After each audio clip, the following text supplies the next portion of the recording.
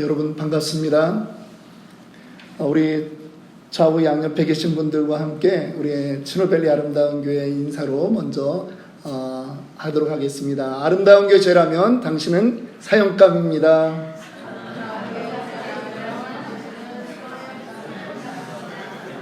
네, 우리 치노밸리 믿음 선포하겠습니다. 제가 하나님을 하면 여러분들 큰 소리로 뒤를 따라 하셔야 됩니다. 뒤를 여러분들이 하셔야 됩니다. 하나님은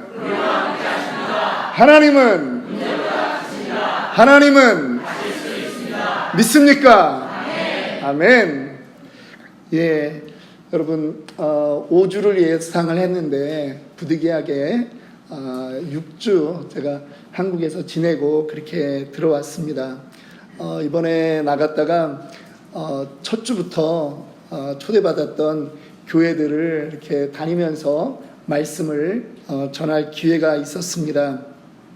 심지어는 장례식까지 제가 첫날부터 마지막까지 집례를 하는 그러한 일도 있었습니다.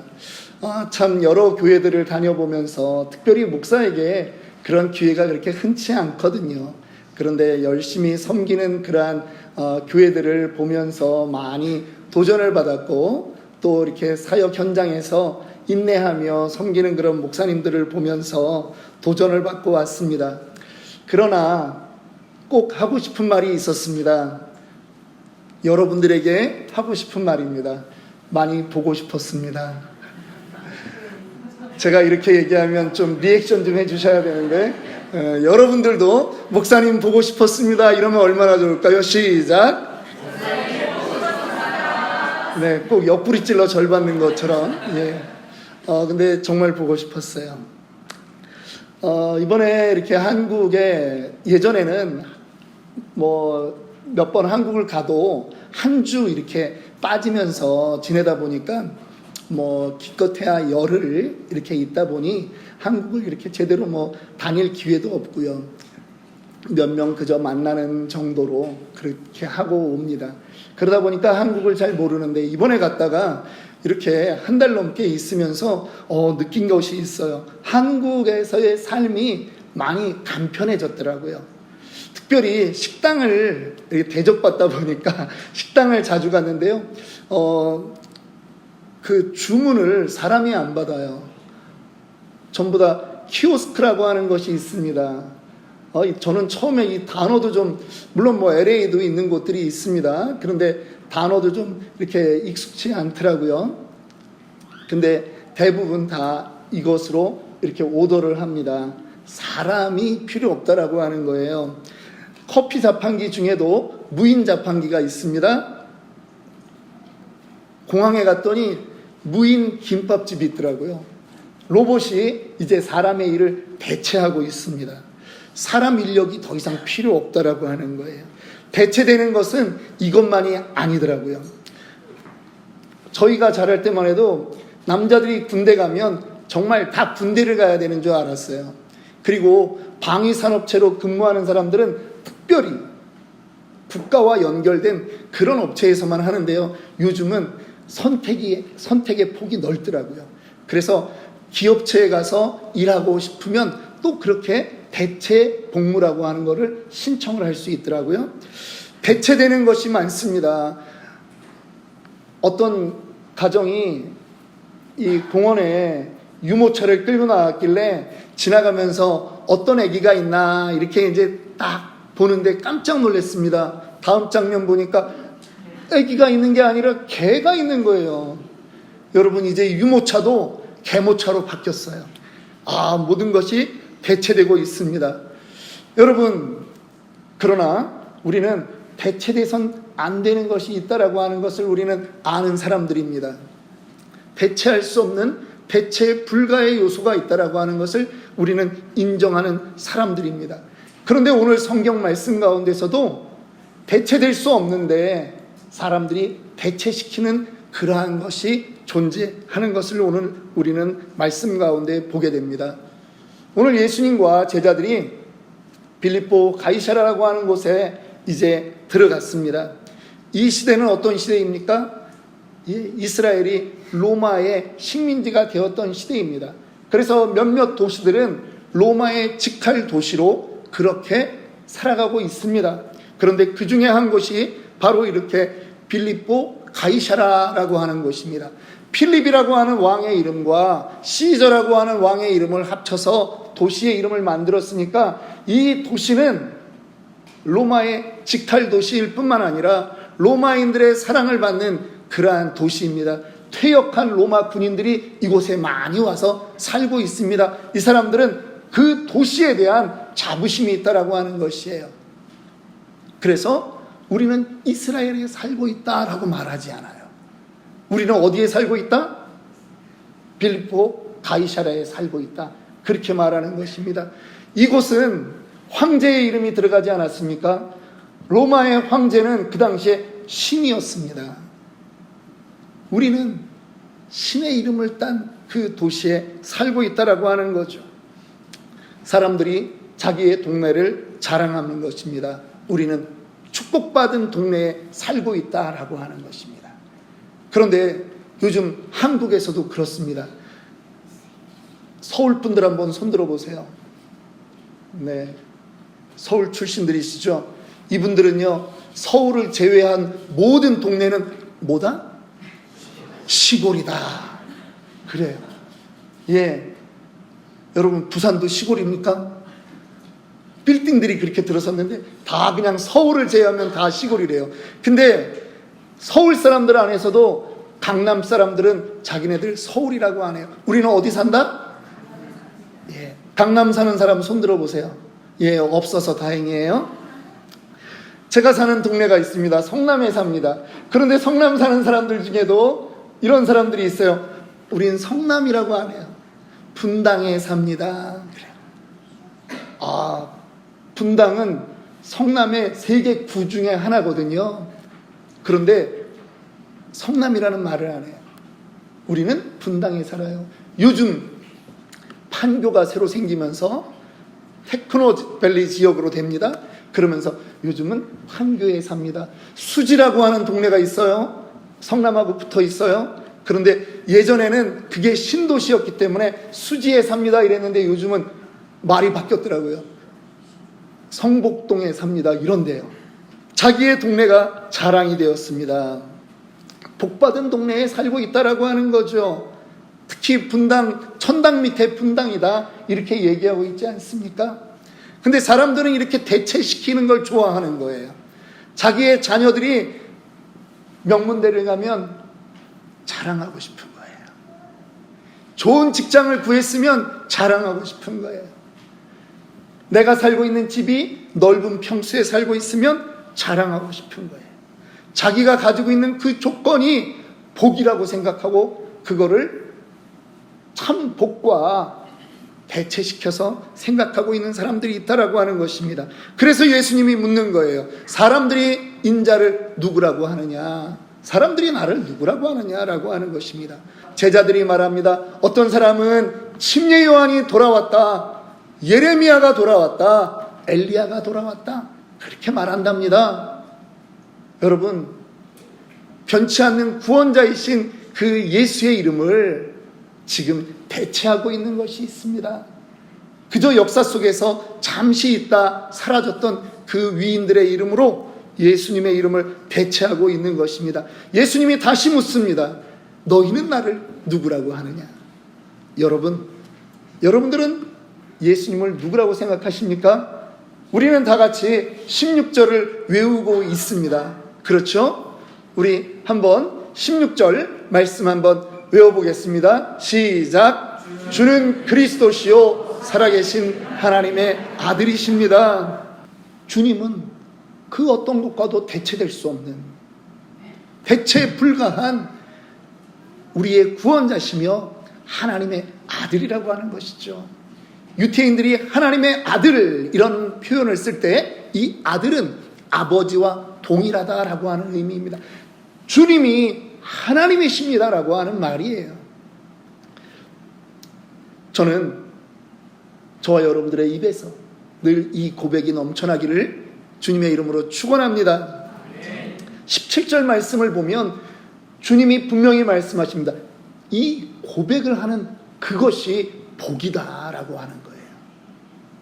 어디에 살고 있는가, 그것이 복이 아니라는 거예요. 17절 말씀, 예수께서 대답하여 이르시되 바요나 시몬아 네가 복이 있도다. 여러분 이 고백을 하십니까? 그러면 여러분이 복 가운데 있는 줄 믿습니다. 여러분이 복덩이인 줄 믿습니다. 주님은 바로 그것을 우리에게 알려주고 싶어하는 것입니다. 교회도 마찬가지입니다. 이번에 큰 교회도 가보고 작은 교회도 가봤습니다. 그런데요, 교회가 교회 될 수 있는 것은 예수를 그리스도라고 고백하고 예수를 하나님이며 하나님의 독생자라고 고백할 때 교회는 진정한 복 가운데 있고 능력이 있음을 우리는 믿습니다. 예수의 이름을 다른 것과 대체할 수 없다라고 하는 것입니다. 그럴 때 이것을 고백할 때 우리에게 무슨 권세가 임하느냐? 이어지는 말씀입니다.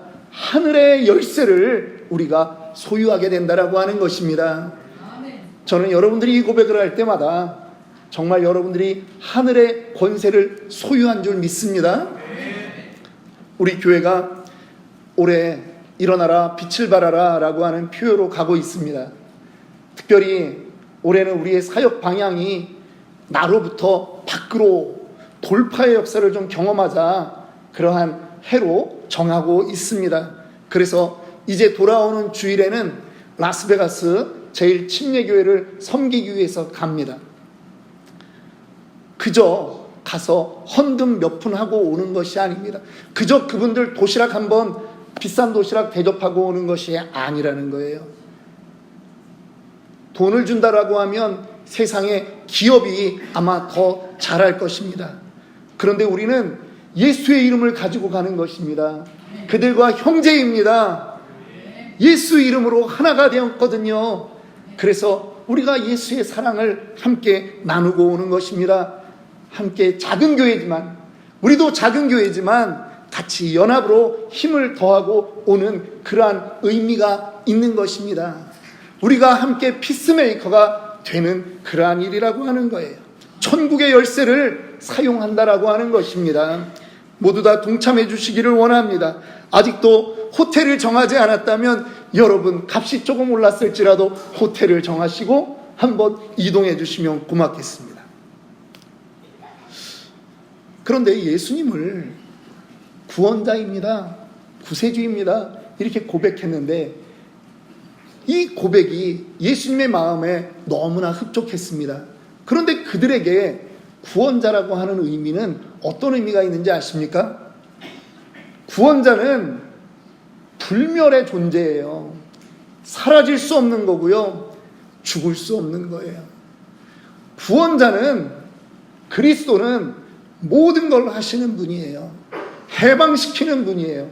그들은 그런 구원자를 기대하고 있었습니다. 그런데 예수님이 이어지는 말씀에 뭐라고 하십니까? 이때부터 예수님이 자기가 예루살렘에 올라가면 대제사장들과 장로들과 서기관들과 바리새인들에 의해서 고난받고 죽게 된다라고 하는 것을 이제 말씀하시는 거예요. 제자들이 생각했던 그리스도와 다른 것입니다. 그러자 충격이 오는 것입니다. 3일 만에 다시 살아날 것이다 라고 하는 이 부활의 메시지는 온데간데 기억에서 나지 않고 죽으신다고?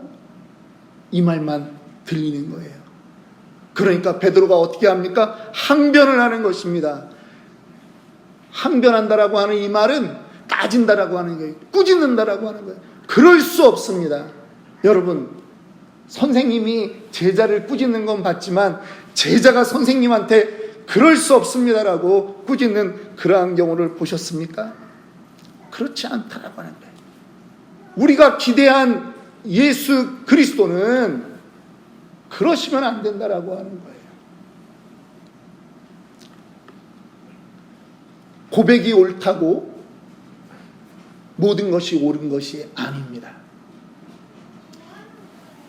조금 전에 여러분들이 마태복음 16장 16절에 주는 그리스도시요 살아계신 하나님의 아들입니다라고 소리내서 외쳤다고 여러분들이 다 완성된 게 아니라는 거예요.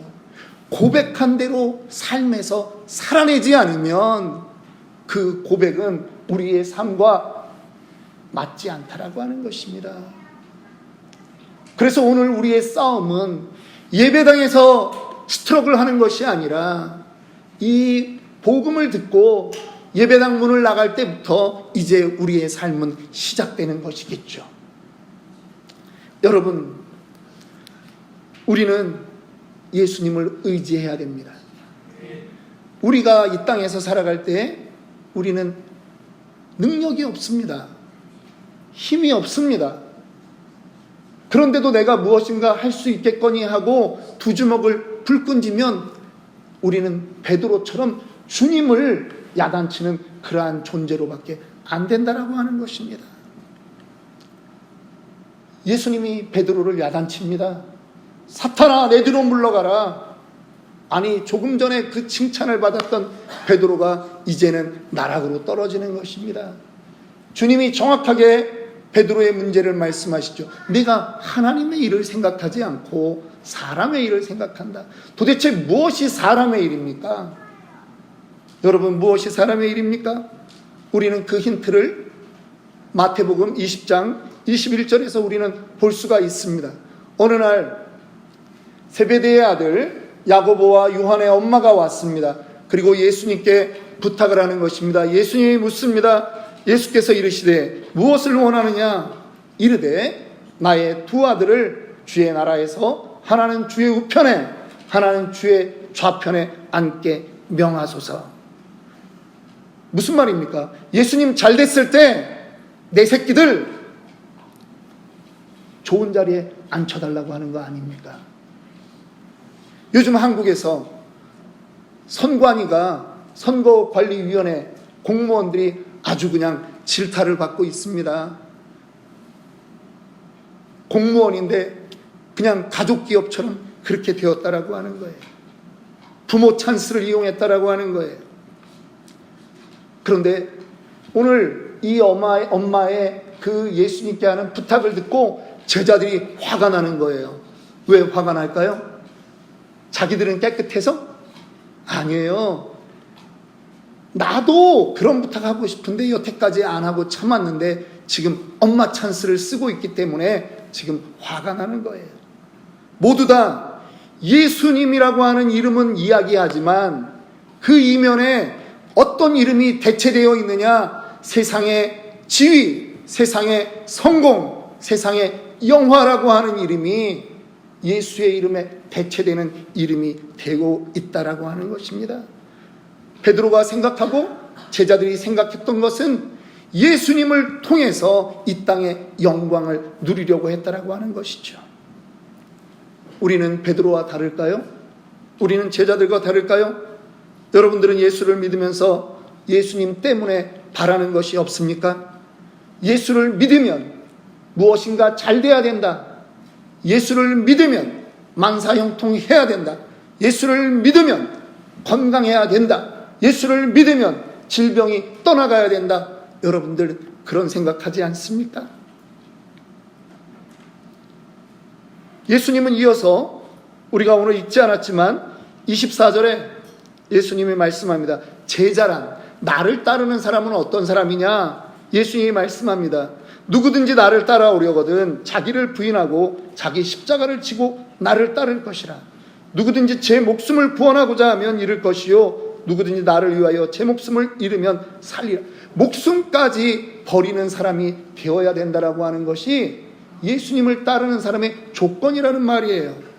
여러분 정말 그렇게 기도하고 계십니까? 주님, 나의 고난을 주셔서라도 내가 정결하게 되기를 원합니다. 이렇게 기도하고 계십니까? 주님, 내가 십자가의 길을 과감하게 가겠습니다. 그렇게 기도하고 계시냐고요. 우리의 기도를 돌아보라고요.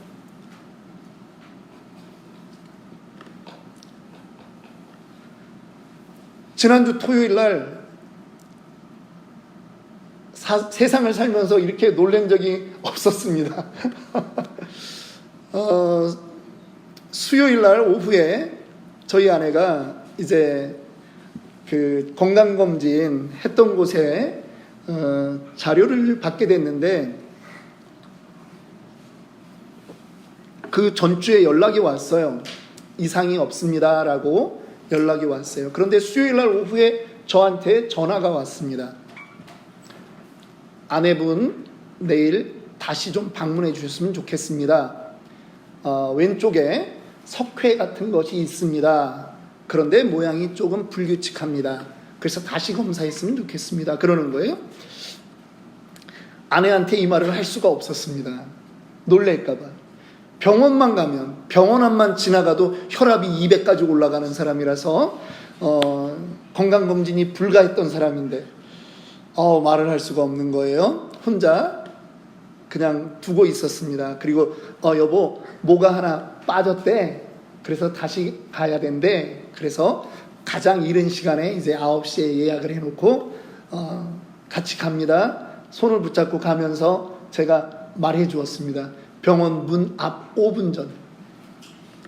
여보 좀 이상한 게 있단다. 벌써 얼굴이 싹 굳어집니다. 저희 아내가 등치가 있지만 마음이 약해서 잘 좁니다. 아니나 다를까 올라갔는데 혈압을 잠깐 재도 그냥 막 금방 200까지 올라가요. 심박수가 103회 막 이렇게 기본적으로 뛰어요. 그런데 어쨌든 검사를 다시 했는데 의사 소견을 얘기합니다. 좀 다른 병원을 좀 갔으면 좋겠습니다. 불규칙한 게 보입니다. 그래서 분위기가 이제 좀 싸해졌죠. 그래서 이제 전문 병원으로 예약을 하고 오후에 2시에 이제 갔습니다. 그리고 나서 검사를 하고 조직 검사 때문에 이제 조직을 좀 떼어냈습니다. 그리고 그쪽에서 얘기하는 거는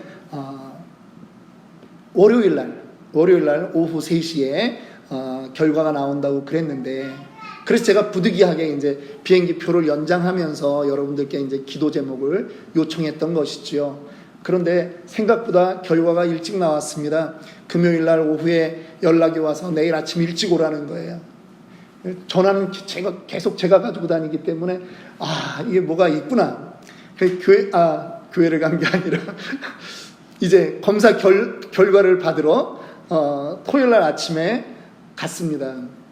차를 몰고 갔는데 아내만 먼저 들어갔는데 간호사가 다시 나오더니 보호자 계시면 들어오시라는 거예요. 있구나. 그냥 없으면요 그냥 아내한테 얘기하면 됩니다. 저희가 검사해봤는데 괜찮습니다 이럴 거 아니에요. 근데 보호자까지 오라고 해가지고 얘기하는데 아주 그냥 감정이 전혀 배제된 목소리로 유방암입니다 딱 한마디를 하시는 거예요. 그리고 서울대병원, 삼성의료원 지금 예약해도 2달 걸립니다. 아주대병원으로 3월 18일 날 일단 잡아놨습니다. 그렇게 그냥 선포를 하시더라고요. 질문도 생각이 안 나고 몇 기쯤 됐습니까? 이런 말 생각도 안 납니다. 아내랑 함께 집 근처에 그 스타벅스에 왔는데요. 둘이 할 말이 없더라고요. 그냥 아무 말도 하지 못했습니다. 2가지가 떠올랐습니다. 첫 번째, 지금 제가 있어야 될 자리가 어디인가, 아내 옆이라고 하는 거는 확실해졌습니다. 제 아내의 손을 붙잡아 줬습니다. 이 손을 붙잡을 수 있는 권리와 책임과 의무는 나라 대통령에게 있는 게 아니에요. 남편인 저에게 있는 거예요. 이거는 그 누구와도 대체 불가한 것이라는 거예요. 그러나 저 역시 연약합니다. 제가 부병을 고칠 수 있는 게 아니잖아요. 옆에 있어줄 뿐이에요. 그런데 저와 아내는 의지하는 게 있습니다. 예수 그리스도입니다. 우리는 모든 것을 주께 의지하는 그러한 사람들이잖아요.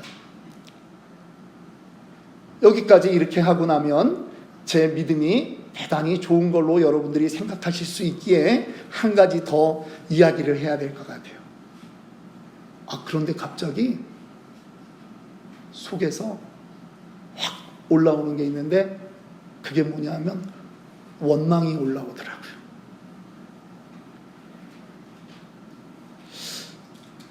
저는 이렇게 신앙생활 하면서 이렇게 뭐 원망하거나 그러지 않아요. 그냥 저는 주로 그냥 이런 말을 많이 합니다. 한번 따라 합시다. 그럴 수도 있지. 하나님은 언제나 선하셔. 그냥 제가 늘 하는 그냥 그런 표현이에요. 그런데 아주 짧은 시간, 1초도 안 되는 그 시간에 갑자기 불쑥 원망이 올라오더라. 그러면서 제가 오늘 이 베드로의 모습이 나의 모습이구나 하는 생각이 떠오르는 거예요. 저에게도 그런 마음이 있었던 것 같아요. 하나님, 내가 버릴 것 버리고 주의 종 되겠다고 왔는데 하나님 왜 이렇게 하십니까? 라고 하는 그런 원망이 있었던 것 같아요.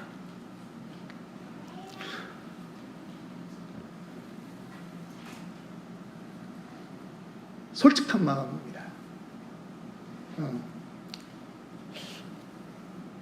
우리는 인생을 살다가 때로는 이해할 수 없는 그러한 일들을 만날 때가 있습니다. 그런데 그 일을 만날 때 우리는 하나님의 사인으로 받아들여야 됩니다. 하나님과 우리의 관계성을 다시 한번 생각해 보라고 하는 것입니다.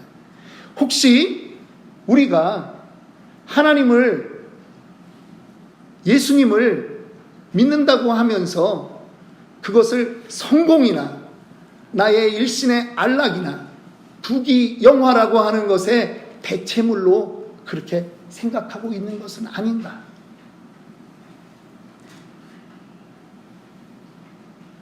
하나님은 우리에게 그 독생자를 다 내어주셨는데 우리는 우리 인생에 정말 조그만 것, 교회를 위해서 조금 시간을 더 들였고 일을 더 했고 헌금을 조금 더 했다라고 하는 것에서 우리는 하나님 왜 이러십니까? 라고 하는 원망이 혹시 우리 안에 자리 잡고 있지 않았는가? 하나님께 대가를 요구하는 그러한 인생은 아니었나?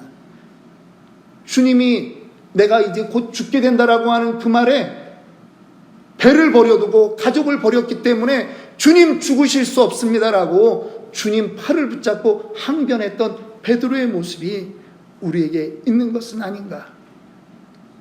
주님 때문에 성공해야 되고 예수 믿기 때문에 잘 돼야 되는 그러한 것이 있었다면 우리는 예수의 이름을 우리는 잘못 사용하고 있는 것입니다.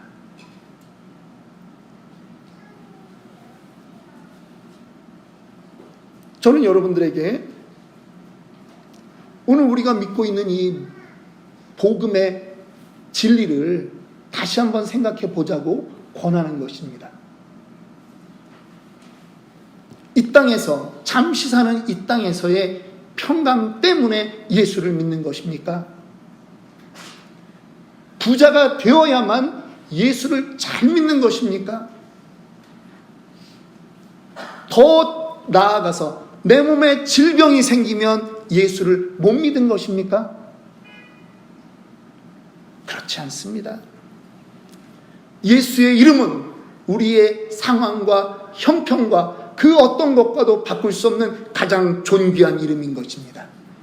예수의 이름은 우리의 조건 때문에 대체될 수 있는 그런 이름이 아니라는 거예요.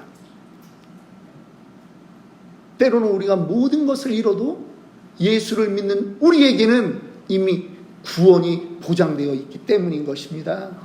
사도행전 4장 12절 말씀만 전하고 마칩니다. 다른 이로서는 구원받을 수 없나니 천하 사람 중에 구원을 받을 만한 다른 이름을 우리에게 주신 일이 없음이라. 저와 여러분의 인생에 예수 그 이름이 있다는 것은 이 땅에서 우리의 형편과 상황으로 그것을 대체할 수 없다라고 하는 거예요. 더 소중한 것, 그것을 하나님이 우리에게 이미 주셨다라고 하는 것입니다. 저는 우리들의 인생에 그 고백이 날마다 있기를 원합니다. 형편이 좋을 때 주님을 찬양하는 것 누구나 할 수 있습니다. 그런데 힘들 때 정말 주님 찬양하는 그러한 치노밸리 아름다운 교회 성도들이 되시기를 주님의 이름으로 축원합니다.